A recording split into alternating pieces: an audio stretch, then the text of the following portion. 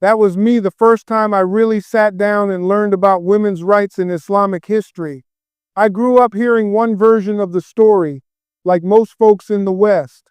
But when you actually look into it, when you actually listen, you find a truth that's a whole lot deeper, a whole lot more inspiring, and a whole lot more empowering than what you ever expected.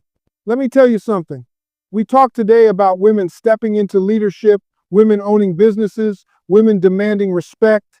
But hundreds of years before the world even imagined gender equality, Islam had already laid down principles that lifted women up, protected them, and honored their intelligence, strength, and dignity. And the more I learned, the more I said, hold up, why did nobody teach us this? Think about this. The very first believer in Islam was a woman. Not only that, she was a powerful businesswoman, independent, respected, wealthy, and she chose her husband, the Prophet Muhammad, based on his character and honesty. Her name was Khadijah. And when you hear her story, you realize she wasn't just supporting a man. She was standing beside a man with courage, conviction, and loyalty that could put any modern love story to shame. That alone changes the conversation. But it doesn't stop there. The Prophet Muhammad spoke about women with a level of respect that the world had never seen at that time. He taught that the best men are the ones who are best to their wives. He taught that daughters are not a burden, they're blessings. And he promised that whoever raised daughters with kindness and dignity would find paradise. Now that's not just a rule, that's a mindset shift. That's an elevation of women's worth. You look into Islamic history and you find women who were scholars, teachers, poets, warriors, philosophers. Aisha, one of the greatest narrators of prophetic wisdom, taught men and women alike. Fatima al-Fihri built the world's first university. Let me say that again, the world's first university. And it was founded by a Muslim woman. That right there should be in every school textbook. That right there should be a headline. There were women who led armies, women who issued legal judgments, women who funded public projects, women who shaped culture, language, and law.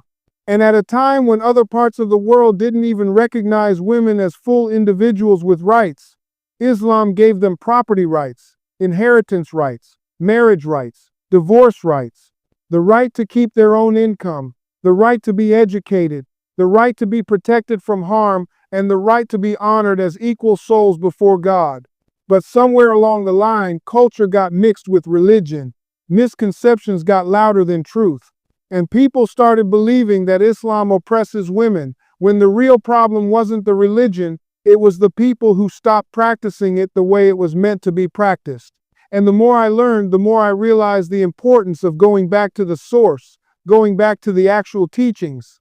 Let me tell you something real. When a system gives women the right to own property over 1,000 years before Europe, that's not oppression. When a faith demands that men treat women with kindness, honor, and mercy, that's not oppression. When a religion commands education for both genders, that's not oppression. When the founder of a faith stands up publicly and defends women saying they are the twin halves of men, that's not oppression. That's empowerment. That's advancement. That's a revolution. And here's what I want people to hear. When you really study Islam, you stop seeing the stereotypes and you start seeing the strength. You start seeing a tradition that raised women to heights the world didn't reach again until the modern age. You see a history that celebrates women, not sidelines them. You see examples that inspire you to treat the women in your life with more respect, more understanding, and more appreciation. You know, today we say women should dream big, chase goals, build businesses, lead teams, and have a voice.